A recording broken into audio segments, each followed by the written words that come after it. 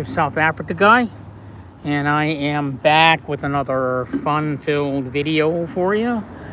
And I had kind of an interesting morning, kind of talking with Clyde Challenor on my second Viper, which is this knife right here. I had this one made for me back in 2020, and since then Clyde Challenor and I have kind of been friends. He's really gone out of his way to make me happy, and I really appreciate it.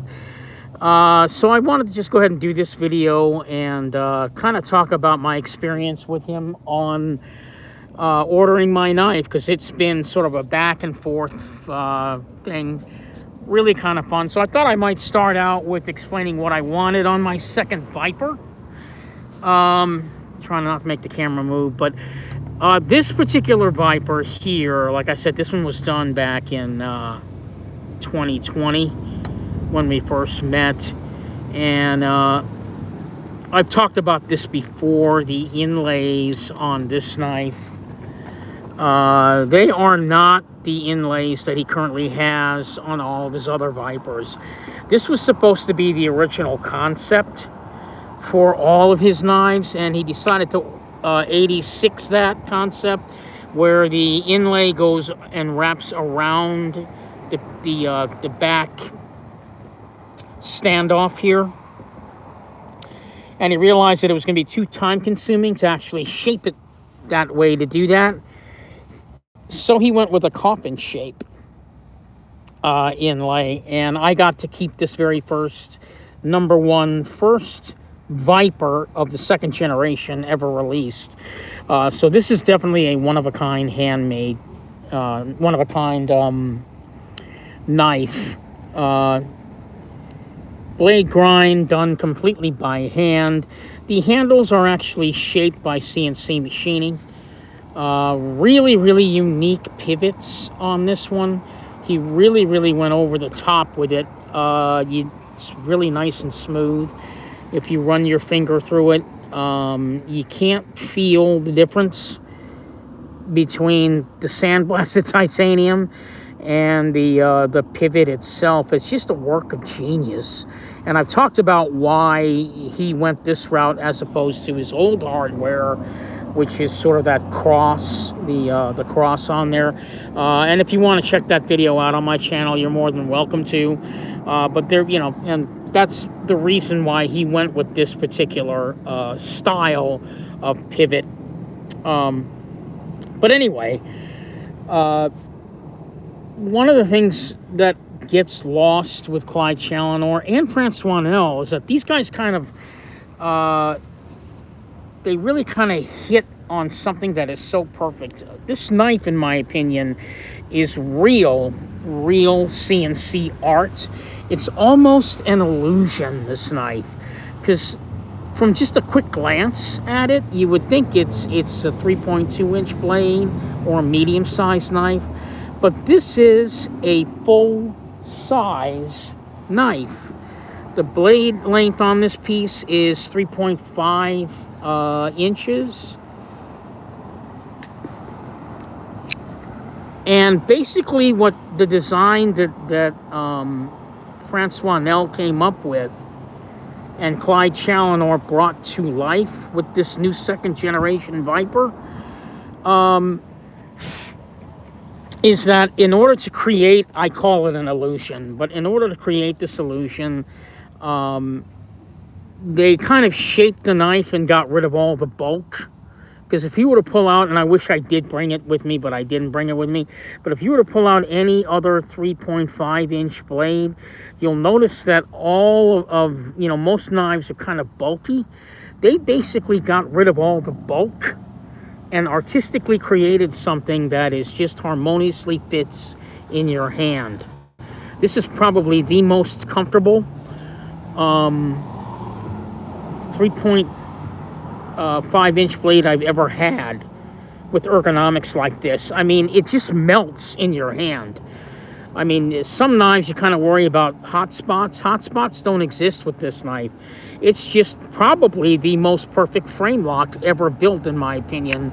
And there are a lot of frame lock knives out there, but they really hit something. This is sort of like I'm not going to say a one-hit wonder, but it's definitely a huge hit as far as the ergonomics go. The aesthetics of this knife are incredible. I've never seen or felt anything like it. A lot of things in the details on this knife actually get lost, and that's kind of a shame, but it has a lot to say about Clyde Challenor and his attention to detail. One of the things, and you really have to kind of take time to look at his knife if you ever decide to buy one, but if you look at this knife, these slash marks here on the knife, they're exactly matched on the backside of the knife. And the frame lock, I mean, these slash marks actually cut like, it's so cool because it's kind of like a third here and then half here, and then when you disengage the frame lock, it matches perfectly. And it's the same exact configuration on the back side of the knife as it is on the front. And that's part of the art of custom knife making. So yes, he does it by, CNC machining, but all the detail work on this knife is completely done by hand. All he's done is he's replaced the basic made-by-hand tools that a lot of the made-by-hand knife makers who make liner locks, by the way, where they create their own tools to make the knife. He's actually just replaced that with some CNC machining. And one of the things that gets lost is the message that CNC machining is easy. It's not. It takes a certain required skill. It takes a certain required knowledge to do that, and to come up with a product that is absolutely dead on. I mean, there's really nothing that can be taken away, or there's nothing that can be said about a person who pays that much attention to detail. So in any case, that's just a little push for if you guys are looking to maybe get a really good frame lock knife, or maybe looking to get your first custom. I can't stress this enough. If you like frame locks and you want a really positive experience, check out Clyde Challenor. Go to his Instagram site, check out some of his knives. You'll see how awesome the work is. His work is, he is an absolute perfectionist at what he does, and he will not let a knife go to a customer unless it's perfect. So now I'm going to get into the other half of this video, which is my experience on my second Viper that I'm getting from Clyde Challenor. It's been a real interesting morning. The original concept for my second Viper order was to have the new coffin-shaped inlays, not the inlay that you see here, but the new coffin-shaped inlay on this knife. I wanted to have the coffin shape, which if you don't know what the coffin shape is, check out his website. You'll see what it is that I'm talking about. So I was originally going to have Damascus inlays, right, on the knife. And another thing I was going to do was I was going to not have this original sandblasted smooth finish that you see on this Viper. I was going to have it stone washed. And he actually did stone wash it for me. I can't believe he actually did that. But he did actually stone wash it for me, and then he talked me out of getting it stone washed, which I thought was kind of interesting, because I went on Instagram one afternoon and I checked out Epic Snuggle Bunny's stone washed knife, and it looked really awesome. And it seemed like the solution to not having any more scratches on your blade, which I don't know if you can see it in the light, but you can see here by the bolster area, I kind of ruined the finish on it by doing something really stupid with my knife. I've talked about it before. What happened was this. I took the knife and I popped it in my pocket, and then I put my keys in my pocket. And then when I pulled my knife out, there was this large scratch right across where you see the 3 slash marks, right across it. And the scratch really annoyed me because the knife is beautiful and I only had it for about a week. And I was so pissed that that actually happened that I took some Flitz polish and I sort of like rubbed it out. And as I rubbed it out, I actually rubbed out the finish, and now the sandblast finish is almost all gone on this bolster area. And that kind of destroyed the knife, but I had a conversation with Clyde, and he said, just send it on over, and we'll get it refinished. It's an easy fix, so that's what I'm going to do, is I'm going to get it refinished. So, case in point, I didn't want that to happen again with the same beautiful sandblasted finish. So I said, can you go ahead and do it stonewashed? So he stonewashed it for me, and then he showed me what it looked like, and it looked like crap. It didn't look good.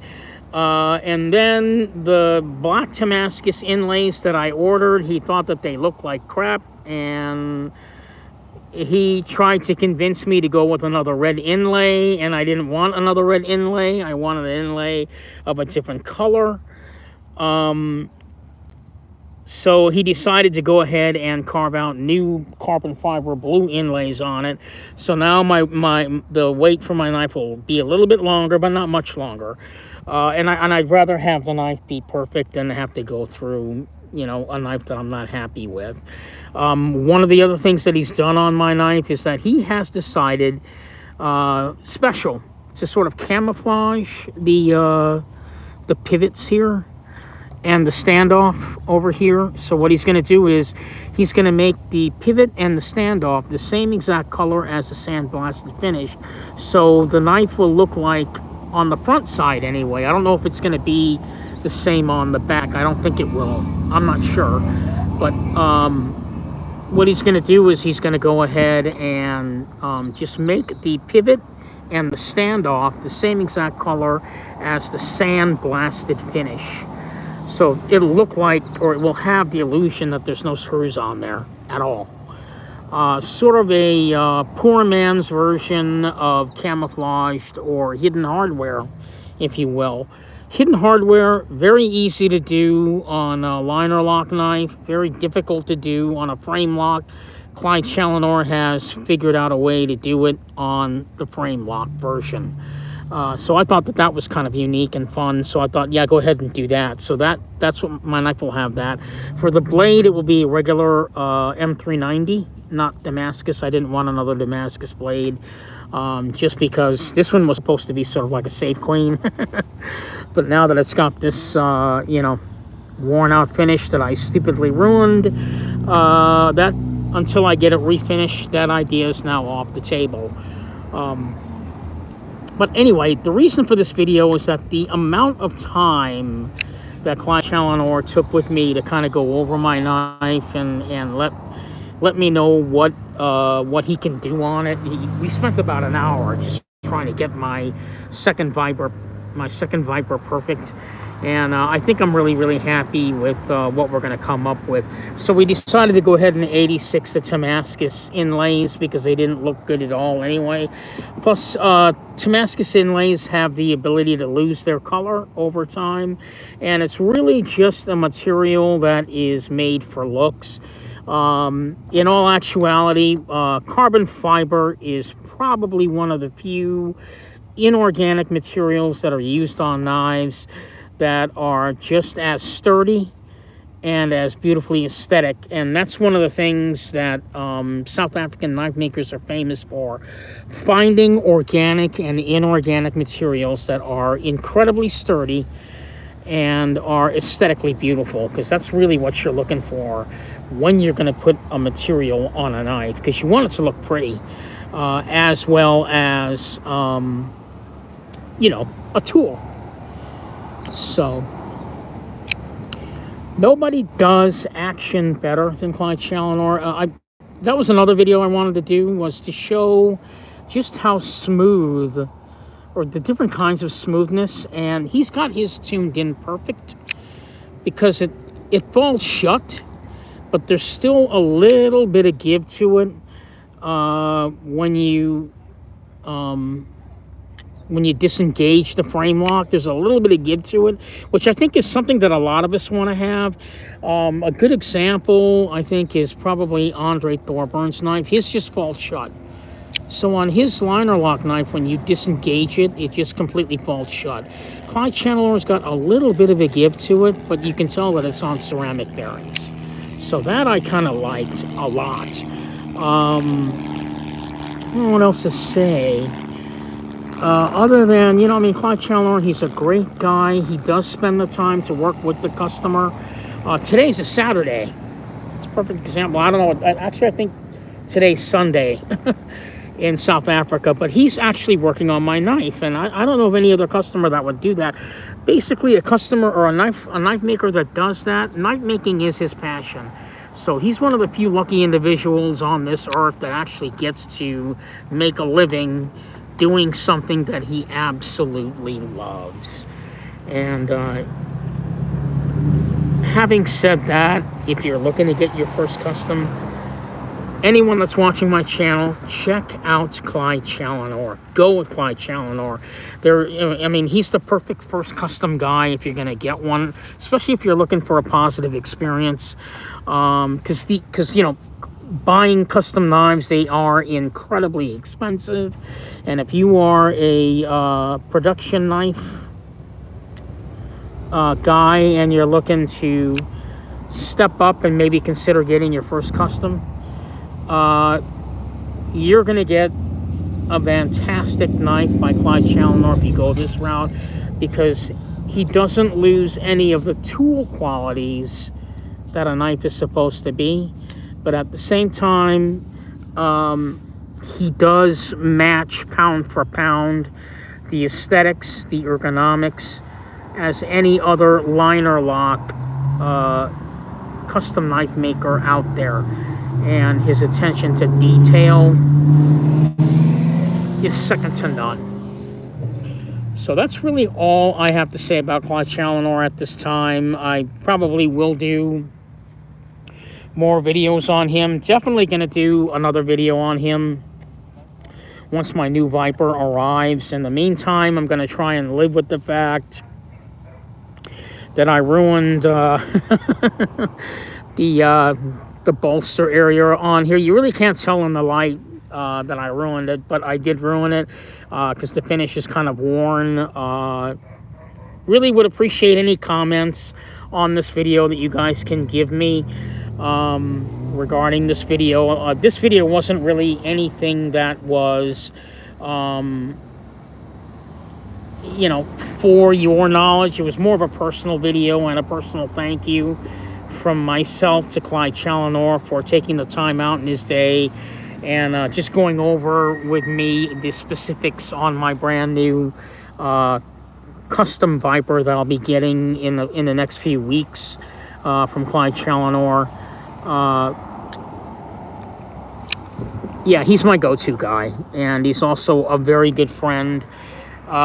He's also very disappointed that I didn't make it to Blade Show this year. But next year, it's a given. I'm going. So, Clyde, if you're watching my video, I am going to Blade Show 2024. I hope to see you there. In the meantime, enjoy Blade Show 2023. And I will see you next June, where you and I will finally shake hands. I haven't met this man personally, and I actually just did my very first